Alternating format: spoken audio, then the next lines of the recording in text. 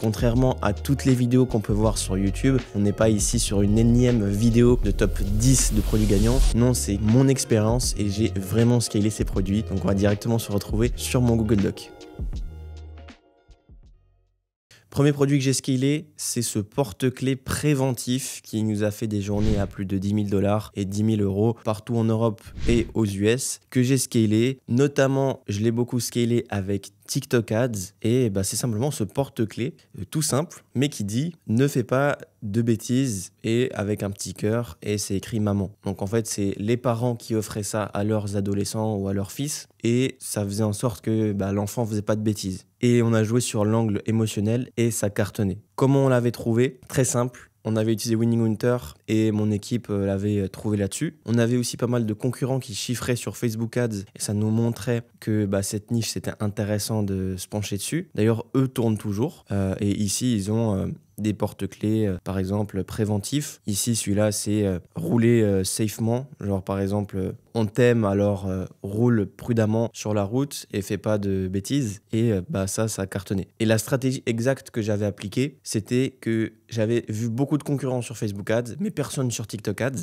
Et concrètement, notre stratégie, elle était la suivante. C'est qu'en fait, on avait les créas du concurrent, par exemple, ça c'était une créa et ça c'était l'ad copy, par exemple. Qu'est-ce qu'on a fait? On a mis ça sur TikTok, on a mis une IA qui lisait ce texte-là et ça faisait office d'ad copy sur TikTok et c'était une voix qui lisait ça et du coup on a transformé ça en vidéo et ça cartonnait parce qu'en fait les concurrents n'étaient simplement pas sur TikTok et du coup on a pu scaler ce produit-là. Comme je vous ai mis ici, la stratégie qu'on a appliquée, c'est qu'on a trouvé des publicités images sur Facebook et on a relancé sur TikTok Ads avec des voix IA. Et d'ailleurs, sur ma chaîne YouTube, j'ai une vidéo qui vous explique ça de A à Z. Et notre ciblage, c'était le suivant, c'était simplement tous les parents avec des enfants ou des adolescents et ça cartonnait. Okay. Une audience qui marche aussi, c'est les mères avec un engagement fort, tout ce qui est émotionnel ou humoristique. Mais grosso modo, avec TikTok Ads, c'est les créas qui vont cibler les clients. Okay. Donc, on ne va pas faire la pioche aux intérêts qui sont rentables. On met full broad et les créas nous rapportent les clients. Et bien évidemment, qu'est-ce qu'on a fait avec ce produit? C'est qu'en fait, on a ciblé tous les parents. Okay, on n'a pas ciblé les personnes qui n'avaient pas 30 ans ou autres, minimum 30 ou 35 ans. On a aussi ciblé tous les parents. Sur TikTok Ads, il y a l'option de cibler les parents.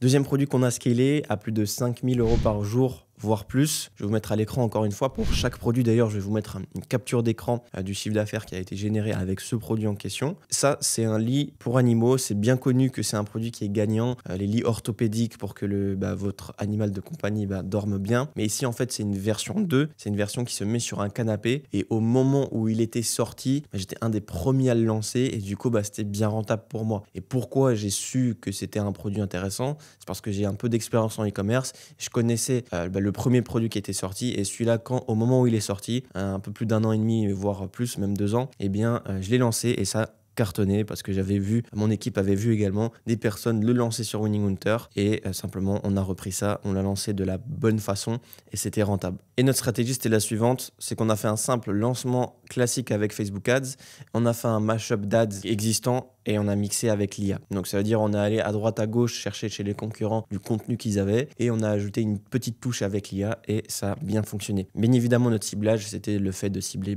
les propriétaires d'animaux. Comme je vous ai dit c'était full broad, donc en fait c'est les créas qui viennent cibler les clients.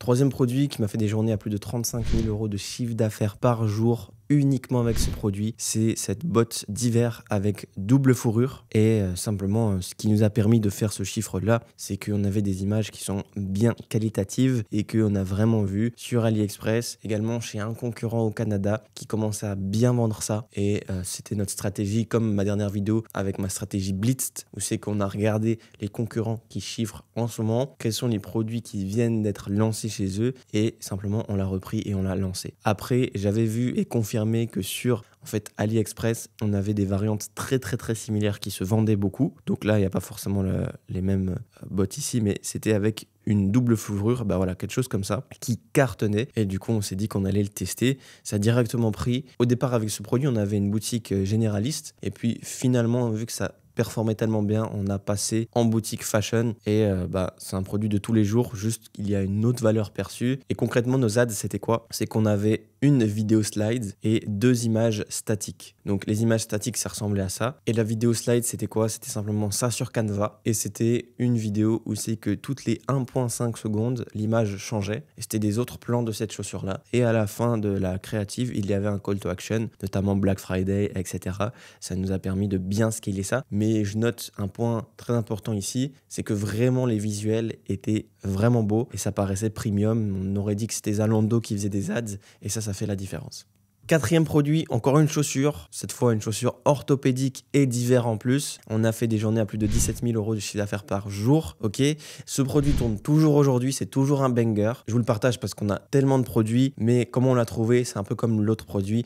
On l'a sourcé d'un shop qui faisait du mass testing en fashion et on a repris son newly added product. Donc en fait un produit qu'il a ajouté récemment sur la boutique parce que si c'est une grosse boutique qui tourne en fashion, si lui ajoute des nouveaux produits à sa boutique, ça veut forcément dire qu'il a fait une recherche produit en amont et on vient voler son travail. Et du coup, c'est comme ça qu'on l'a trouvé, lancé et scalé. Ok, je vous montre un exemple. Par exemple, ici, je suis sur une boutique d'un shop qui vend des produits en Italie. Ici, avec l'application PP Spy, vous pouvez presser sur Product et ici, on a l'onglet meilleure vente, les onglets des ajouts récents et c'est justement ici qu'on est venu trouver cette bot en question. Et ici on peut voir que il y a 20 heures par exemple, ici ils ont ajouté une veste et par conséquent cette veste ils l'ont pas ajoutée par hasard, sachant que c'est une boutique qui tourne depuis un moment. Ils vont pas ajouter des produits aveuglement, ils vont ajouter des produits qui sont intéressants. Aussi, petit hack que je vous donne, on a ici l'extension qui vient de sortir de Bichente, Trend Track, qui est très intéressante. En fait, ça regroupe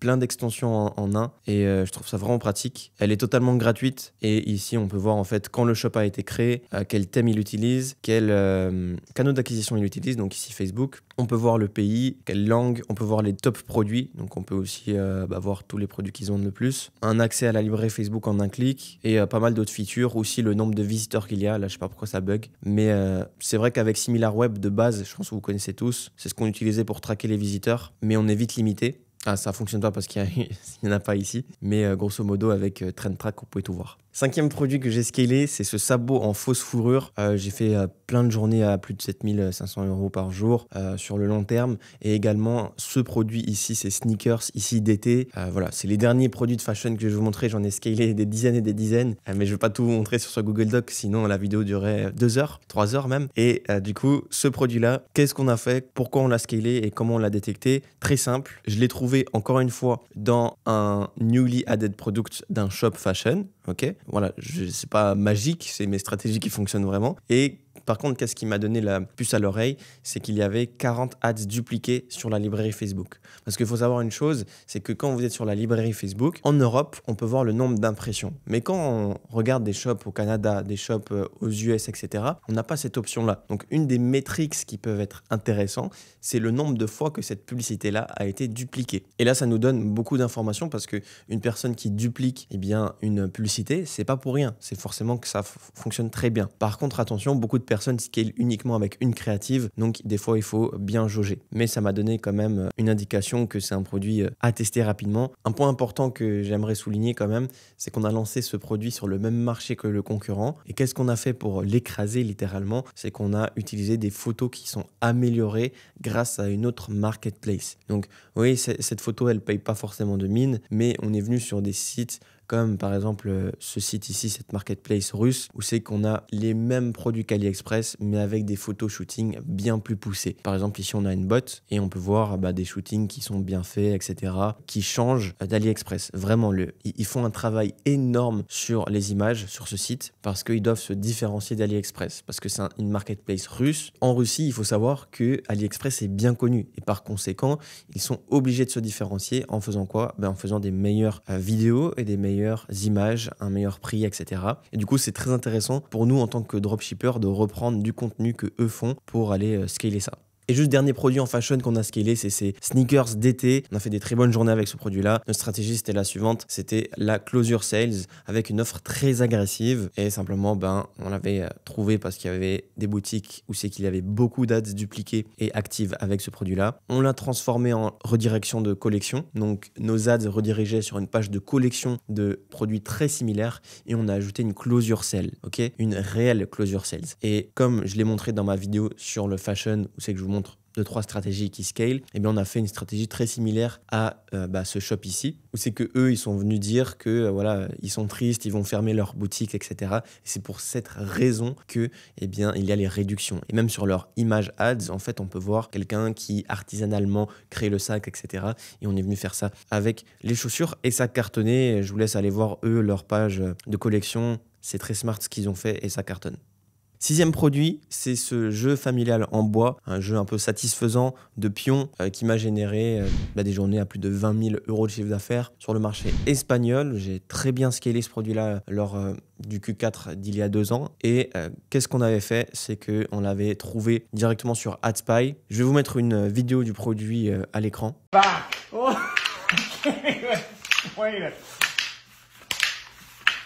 Et justement, en utilisant AdSpy, c'est comme ça que j'ai trouvé avec une technique que j'appelle la technique low interaction. Donc, grosso modo, toutes les personnes qui utilisaient AdSpy à l'époque, elles étaient conseillées par des coachs ou autres qui disaient de mettre beaucoup de likes dans le filtre. Parce que sur AdSpy, il faut savoir qu'on a un endroit pour mettre le nombre de likes quotidiens, le nombre de likes total, etc. Mon hack, c'était de mettre très peu de likes sur AdSpy. Et c'est la même chose sur Minea, si vous utilisez Minea. En fait, il faut mettre très peu de likes dans vos recherches produits, très peu d'interactions. Parce qu'en fait, l'API Minea, l'API AdSpy prend énormément de temps à s'actualiser avec la librairie Facebook. Ok, donc grosso modo, quand sur AdSpy, vous voyez qu'il y a 100 likes, mais en réalité, sur la librairie Facebook, sur la vraie data, quand vous ouvrez le lien Facebook Ads, il y a des fois plus de 1000 likes. Donc des fois, c'est x10, des fois, c'est x5. Donc je mettais très peu de likes, comme ça, je voyais les winners avant tout le monde. Ce produit-là, j'avais trouvé aussi un espagnol qui chiffrait. Et du coup, je l'ai écrasé avec une offre plus agressive, avec une ads un peu meilleure et avec une image produit plus belle. J'avais fait ce mock-up ici. Un mock-up, c'est quoi? C'est simplement le fait de faire un petit carton, un design, etc. que le client recevra pas forcément. Vous pouvez le mettre dans la description que, dépendamment des stocks que vous avez, le packaging du produit arrive autrement que sur l'image. Et du coup, c'est totalement légal. Par contre, faites attention de bien le spécifier. Nous, ce qu'on aime bien faire sur nos mock-ups, c'est mettre un petit pays, le pays où c'est qu'on cible, un petit drapeau, un petit QR code et une petite illustration, 2-3 choses comme ça. On fait ça sur la majeure partie de nos produits, sauf bien évidemment le fashion, parce qu'on va pas mettre une boîte pour du fashion. Et également, notre stratégie pour bien scaler ça, c'était vraiment de sourcer un maximum de contenu qu'on pouvait avoir avec ce produit-là. Chose qu'on a fait, on avait trouvé plein d'ads aux US de personnes qui scalaient ce produit-là. Et c'était bien parce qu'en fait, on a pu lancer ces ads-là en Espagne parce qu'en fait, la publicité n'avait pas de parole, comme vous avez vu la vidéo, et n'avait même pas de texte. C'était juste assez satisfaisant, le hook était satisfaisant, les gens y jouaient avec ce produit et en fait ça nous a permis de lancer sur un autre marché sans se casser la tête et on a pu scaler agressivement. 7e produit, ça c'est vraiment un banger, c'est un produit qui me tient à cœur, c'est un lunchbox chauffant. C'est le premier produit où c'est que j'ai généré mes premiers 100 000 € de chiffre d'affaires par mois à l'époque et encore, j'aurais pu le pousser bien plus loin parce que j'avais généré 130 ou 122 000 € en une dizaine de jours. Donc, et c'était vraiment mes premiers scaling et j'aurais pu vraiment aller très loin. Mais j'avais eu blocage Stripe et un des concurrents m'avait DMCA et m'avait envoyé pas mal d'emails en me disant que je devais arrêter. Qu'est-ce que c'est concrètement? Je vais aller sur un site pour que vous voyez ça. En gros, qu'est-ce que c'est? C'est tous les travailleurs, toutes les personnes qui sont routiers, toutes les personnes qui travaillent dans des bureaux, etc. Quand il y a la pause de midi, quand il y a la pause du soir, etc. pour manger, souvent les personnes mangent quelque chose qui est froid ou alors utilisent un micro-ondes, etc. Et cette boîte, en fait, cette Tupperware, pardon, justement, moi j'avais appelé ça. Et Tupperware m'avait justement envoyé pas mal d'emails comme quoi je devais changer de nom, etc. parce que ça portait trop préjudice. Et grosso modo, vous n'avez pas besoin d'utiliser un micro-ondes, ça réchauffe vos plats dans cette petite boîte et c'est un produit qui est banger.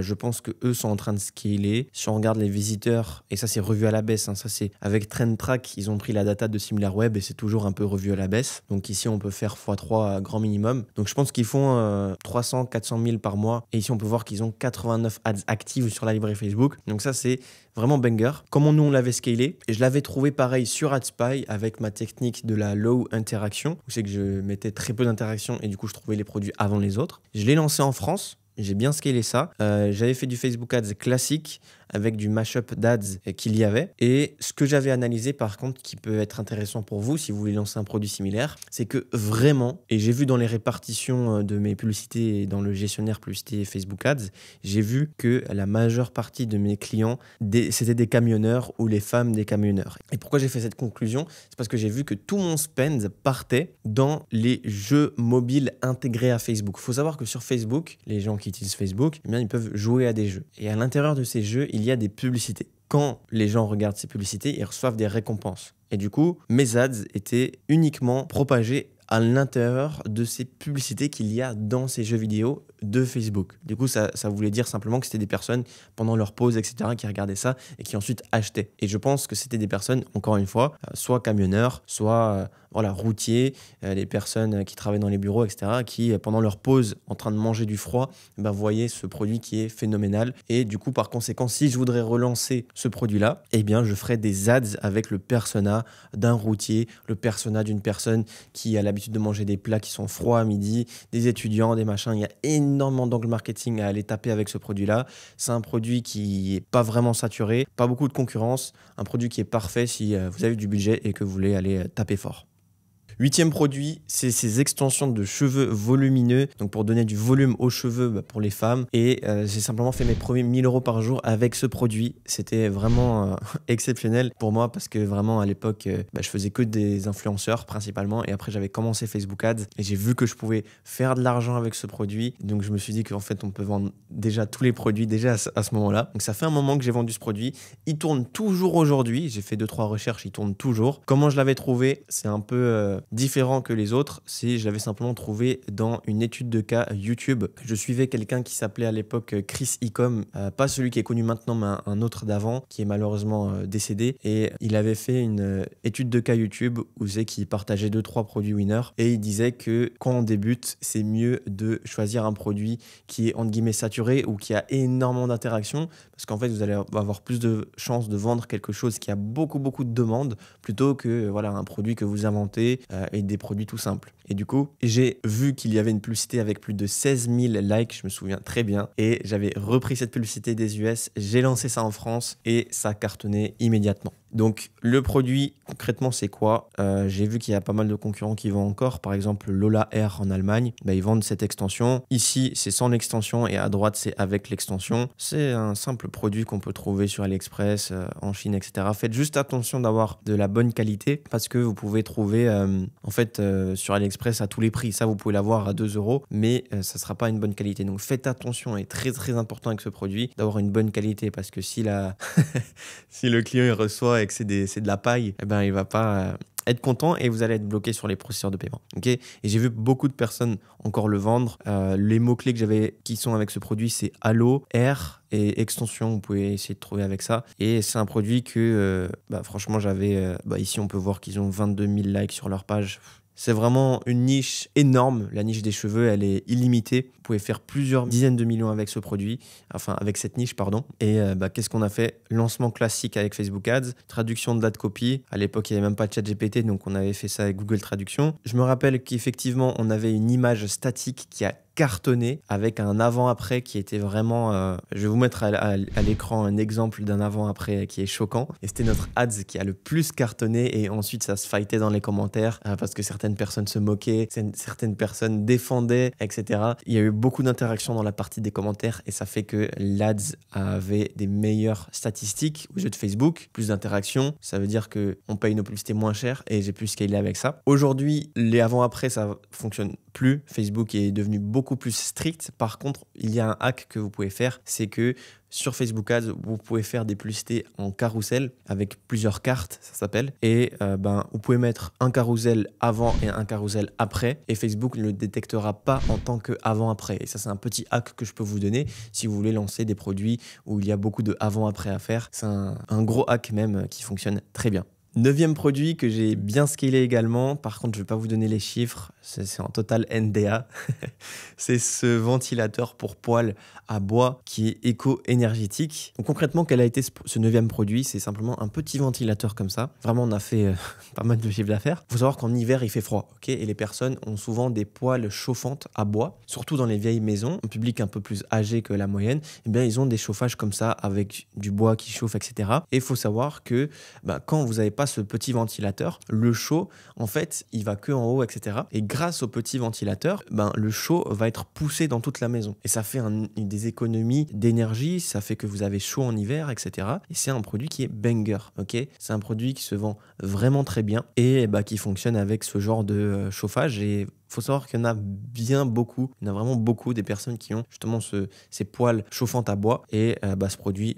cartonne. Il a une très haute valeur perçue parce qu'il fait des économies de dingue aux clients et il y a même des V2 qui sont sortis avec le ventilateur qui va à droite à gauche qui fait que toute la pièce est réchauffée. Franchement, très très très bon produit. Nous, ce qui nous avait fait fonctionner avec ce produit-là, c'est qu'on avait fait déjà un très très beau mock-up, mais également c'est qu'en fait le concurrent, il avait fait une créa qui honnêtement était magnifique. Honnêtement, c'était une masterclass, sa créative. Et nous, Eleven Lab venait de sortir et on a utilisé Eleven Lab sur un autre marché. Et la créa ressemblait de A à Z comme le concurrent. Et on a fait vraiment beaucoup d'argent en simplement reprenant la créa du concurrent, la traduisant avec l'IA. Donc, on avait utilisé Eleven Lab, mais à l'heure d'aujourd'hui, j'utiliserai aussi Rask AI et vous pouvez toujours faire ce produit chaque hiver, il cartonne. Et également, j'ai pas mentionné, mais mon équipe l'avait trouvé simplement sur le fil d'actualité Facebook parce que quand vous scrollez sur Facebook Ads, sur Facebook ou Instagram, au lieu de scroller bêtement, soyez toujours en recherche passive. C'est mon petit hack que je peux vous donner. Quand vous êtes sur Instagram, quand vous êtes sur Facebook, chaque fois que vous voyez une publicité, et si c'est une publicité en e-commerce, ajoutez toujours le produit au panier, ok? Et comme ça, Facebook vous prendra comme un acheteur actif et par conséquent, vous allez avoir beaucoup de publicités qui vont être sur votre feed et vous allez trouver des bangers. C'est ce qu'on avait fait avec ce produit-là. Il est venu à nous et simplement on l'a lancé et on a fait de l'argent. C'est aussi simple que ça. 10e produit, c'est cette décoration en sable mouvant qui nous a généré plusieurs millions de chiffres d'affaires. On a tout de suite pu scaler ce produit-là assez agressivement. Pareil, on l'avait trouvé avec AdSpy, avec la technique de la low interaction, où c'est qu'on avait filtré très peu de likes et on a vu les produits avant les concurrents et on a pu scaler ça très fort. Je vous avais déjà parlé de ce produit-là dans ma vidéo sur mes 6 ans d'expérience en e-com, où c'est que je vous avais montré mes relations avec mes fournisseurs, etc., l'emballage, tout ça. Et grosso modo, qu'est-ce que c'est ce produit? C'est simplement une décoration qu'on pose sur vos meubles, etc., qu'on pose sur les meubles, qu'on peut venir tourner. Et quand on tourne ce petit cercle, ça fait des formes de sable, etc. C'est un produit banger qui se vend toujours aujourd'hui. Nous, pourquoi on avait fait uniquement 1,5 million de chiffre d'affaires? C'est qu'en fait, on s'était fait bloquer sur Stripe parce qu'on avait scalé agressivement. Et aujourd'hui, à l'heure actuelle, beaucoup de concurrents scalent toujours ce produit-là. Maintenant, il y a des versions améliorées ici, comme avec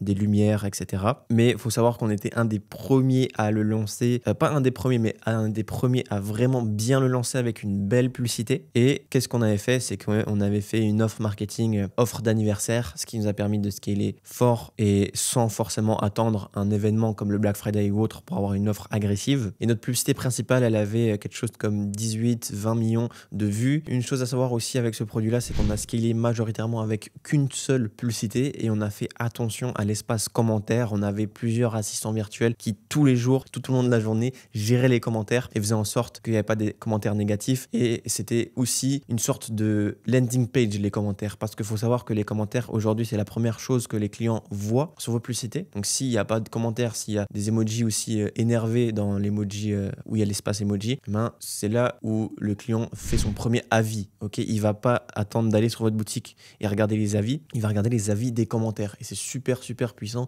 de bien gérer l'espace commentaire, bien faire en sorte que ça soit propre. Et c'est ce qu'on avait fait. Pareil, on avait fait un petit mock-up. On s'est différencié de la concurrence. Tout le monde vendait ça comme ça, sur fond blanc, etc. ou simplement des images d'AliExpress. Nous, qu'est-ce qu'on est venu faire? C'est qu'on est venu, boum, on a fait un petit mock-up. Ok, on a mis du sable, etc. QR code, on l'a bien renommé et simplement, on a pu scaler ça assez agressivement. Au début, qu'est-ce qu'on a fait? C'est qu'on a testé avec une meilleure publicité que les concurrents en France. On a vu que ça a commencé à bien prendre. On a directement passé aux US et on a scalé ça fort. Comme je vous ai dit, on a eu un blocage Stripe après avoir fait ce chiffre d'affaires-là, ce qui nous a bloqué. On avait plus de 600, 700 cas bloqués. On n'a pas pu scaler ça fort. Et grosso modo, aujourd'hui, Temu tourne toujours ce produit. J'ai vu une publicité avec plus de 45 millions de vues avec ce produit-là. Et j'ai vu d'autres concurrents scaler fort. On s'est même fait copier par notre ancien media buyer. Et pour vous dire que voilà, un produit tout bête ici comme ça peut vous rapporter beaucoup d'argent. C'est pas uniquement les correcteurs de posture, les produits qui résout des énormes problèmes. Vous pouvez aussi faire beaucoup d'argent dans les autres niches. 11e et dernier produit de cette liste, bien évidemment, j'ai scalé énormément d'autres boutiques. J'ai fait même des journées plus que 69 000 € de chiffre d'affaires par jour avec Facebook et les influenceurs. Mais c'est juste des produits que je me permets de vous partager parce que je ne vais pas tout vous partager. J'ai des produits encore aujourd'hui que je scale. Et le dernier produit de cette liste, c'est des désinfectants pour les mains qu'on a poussé à plus de 69 000 € de chiffre d'affaires. Pardon, 69 127 € de chiffre d'affaires par jour. En un appel, j'avais fait ce chiffre d'affaires-là. Et simplement, c'était des désinfectants pour les mains. Et ici, on peut me voir en Allemagne en train de regarder la production si c'était de la bonne qualité ou pas. C'était une histoire un peu folle. J'avais mis vraiment tout mon cash flow, tout mon focus sur ce projet-là. Et on était à la fin présent dans toutes les stations-service en Suisse. On était les leaders des désinfectants au moment où il n'y en avait plus. Ok, et c'est là vraiment où j'avais appris l'offre et la demande. C'est qu'on avait un produit que personne n'avait. On avait le Covid qui venait de frapper en Suisse et dans toute l'Europe. Et je m'étais dit qu'il faut absolument que je fasse quelque chose qui change de mes petits shops de dropshipping. D'ailleurs, à ce moment-là, j'étais bloqué Stripe, j'étais bloqué de tous les processeurs de paiement, j'étais même bloqué Shopify, section 7 où vraiment je pouvais rien ouvrir avec Shopify. Et je m'étais dit qu'il faut que je trouve quelque chose qui peut être intéressant à être scalé et être éligible avec les processeurs de paiement et par conséquent avoir du stock. Je me suis dit, ok, il y a le Covid qui a frappé. En ce moment, qu'est-ce qu'il y a en demande? C'est les gens, ils veulent se protéger. Pour se protéger, ils font quoi? Ils mettent des masques. Les masques, tout le monde en vendait. J'avais pas forcément envie de faire la concurrence à tout le monde. Et j'avais entendu beaucoup d'agents qui avaient scammé des e-commerçants en vendant des masques alors qu'ils en avaient pas, etc. Du coup, je me suis dit, ok, quel est l'autre produit? Eh bien, il y avait les désinfectants où c'est que, en fait, il y avait une rupture de désinfectants partout. Parce qu'il faut savoir que quand on se désinfecte les mains, on enlève genre 90%, 99% des bactéries. Et du coup, on peut éviter d'être malade. Et du coup, je me suis dit qu'il faut que j'en fasse. Et ça a commencé comme ça. Et comment concrètement j'ai trouvé le fait de vendre ce produit-là? C'est vraiment, j'ai vu une pénurie globale de désinfectants. Okay, et que c'était une opportunité évidente de répondre à ce besoin urgent en Suisse parce qu'il n'y avait pas d'acteurs qui proposaient un désinfectant. Et comment j'ai créé ce produit? Malheureusement, il n'y avait pas de ChatGPT à l'époque. J'avais simplement trouvé des fournisseurs qui faisaient des ingrédients comme le bioéthanol, des adoucissants pour les mains et des arômes naturels avec la lavande pour que ça sente bon. Okay, le produit, on l'a fabriqué manuellement avec une petite équipe que j'avais recrutée. J'avais recruté 2-3 amis, etc. Et on a commencé à faire ça chez nous, dans nos locaux. Et puis, c'était assez intéressant parce que c'était vraiment le premier moment où vraiment j'avais des vraies équipes. J'ai dû les nourrir, etc. Leur expliquer étape par étape. Il n'y avait pas encore les looms, mais je faisais des looms dans la vraie vie. Et c'était vraiment intéressant. Et vraiment, le produit, on avait suivi les ingrédients qu'il fallait avoir pour être un désinfectant, pour que ça désinfecte vraiment. Et les ingrédients que je vous ai mentionnés, c'était réel. Je me rappelle également que les étiquettes qu'on avait fait sur les premiers produits, c'était des étiquettes toutes simples créées avec Canva. Okay, et comment on a commencé à vendre ce produit-là? En fait, on a simplement vendu direct sur des marchés locaux, les marchés de ma ville, etc. et des petites épiceries en Suisse. On a vu que ça cartonnait et on a commencé à scaler ça. À un moment, on était allé dans une ville en Suisse, on a envoyé des flyers partout, on a donné des flyers dans toutes les boîtes aux lettres. On a engagé beaucoup de personnes pour envoyer partout ces invitations à notre marché qu'il y avait le lendemain. Et ensuite, on a eu aussi des journaux qui ont parlé de nous parce qu'on vendait peut-être un peu trop cher. Donc à ce moment-là, on avait quand même réussi à faire genre 10 000, 30 000 € de chiffre d'affaires en partageant ça à des épiceries et en allant sur des marchés. Okay. Ensuite, on a vu que vraiment, il fallait scaler et il faut qu'on trouve un autre moyen pour écouler le stock. Qu'est-ce qu'on a fait? Phase 2, c'est que en fait, on s'est dit qu'il faut des, entre guillemets, gros poissons qui achètent nos produits. Et on s'est dit, par exemple, les stations-service, les stations d'essence, c'est un peu tous les mêmes. C'est des chaînes de stations d'essence. C'est comme McDonald's, ben, il n'y en a pas que un, il y en a partout dans le pays. Et du coup, par conséquent, si on se fait accepter par un, on se fera accepter potentiellement par tous les autres. C'est ce qu'on a fait. On a commencé à démarcher et cibler les chaînes comme BP et Socar en Suisse. Et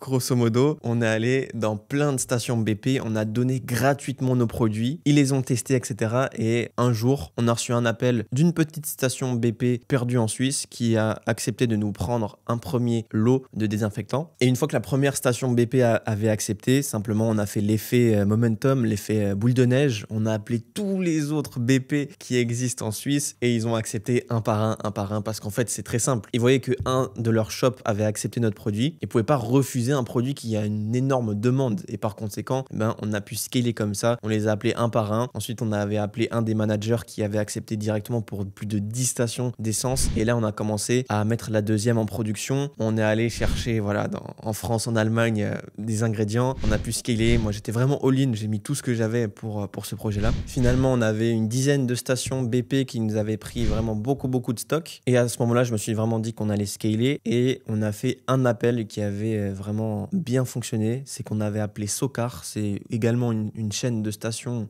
d'essence en Suisse. Et qu'est-ce qu'on avait fait? C'est qu'on l'a closé et il a pris directement pour énormément de stations d'essence. En Suisse, pendant cet appel, on avait vendu pour plus de 69 127 € de bouteilles. Je vais vous mettre des preuves à l'écran, bien évidemment. Et à ce moment-là, je me suis vraiment dit qu'on peut littéralement vendre n'importe quoi en e-commerce et dans le business en général, qu'il faut simplement avoir de la demande, avoir un produit et avoir un avantage concurrentiel sur les autres. Et là, quand on a vendu ça, simplement, en fait, on est allé produire en Allemagne, on a professionnalisé tout ça. Et voilà, après, on a fait un peu trop de stock parce que les désinfectants, bien évidemment, les grands groupes ont vu qu'il y avait une demande et sont aussi rabattus là-dessus. Pour être honnête, j'ai résumé vraiment ça rapidement, mais il s'est passé énormément de choses avec ce projet-là. Ensuite, on est passé à la phase 3. Donc, on a commencé à réouvrir une boutique Shopify dédiée aux désinfectants. Ça cartonnait également. C'était assez difficile de se faire approuver avec Facebook Ads parce que c'était des annonces liées au Covid, mais on avait trouvé des solutions pour contourner cela. Et du coup, il y avait des journées où on faisait une commande juste et on avait genre 7000 € de vente parce qu'il y avait des associations qui prenaient nos désinfectants.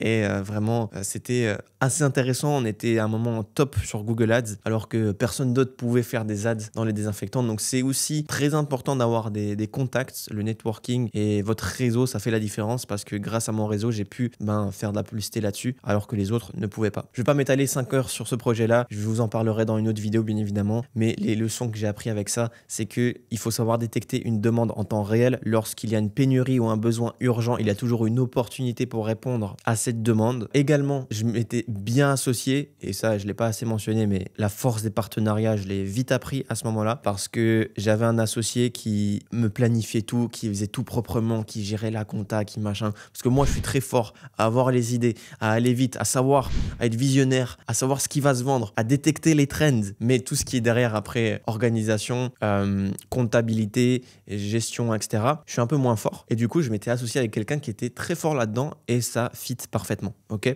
Également, le fait de trouver des gros clients qui achetaient d'un coup beaucoup, ça nous a fait beaucoup de chiffre d'affaires. Et ça, très peu de monde en parle en e-commerce, mais le B2B en e-commerce peut vous rapporter énormément d'argent. J'ai des amis qui vendent des produits de tous les jours et qui ont simplement mis sur leur site le fait qu'on peut acheter en gros et reçoivent des énormes commandes. J'ai des amis qui sont sur des marchés inexploités, qui sont partenaires avec des grosses entreprises, qui font des offres flash et qui font des journées à genre 100K avec des simples produits d'e-com. Parfois, il faut vraiment penser différemment si vous voulez avoir des résultats qui sont différents. En tout cas, après avoir eu un certain succès. Pas au début. Au début, il faut faire effectivement un peu suivre la masse et avoir vos premiers résultats. Mais ensuite, il ne faut pas hésiter à penser différemment. Et troisième leçon aussi, c'est le fait de ne pas surstocker quand la demande a diminué avec les désinfectants et qui sont revenus disponibles partout. Mais en fait, on s'est retrouvé avec un surplus de stock. Ça m'a appris à être plus prudent en stock et ça m'a aussi montré la puissance du dropshipping parce qu'en fait, on peut trouver un produit comme ça, on peut le lancer comme ça, on n'a pas besoin de faire de stock. C'est vraiment un business incroyable. Et voilà. Donc c'était tout pour cette vidéo-là. Je vais vous partager aussi bien évidemment dans d'autres vidéos,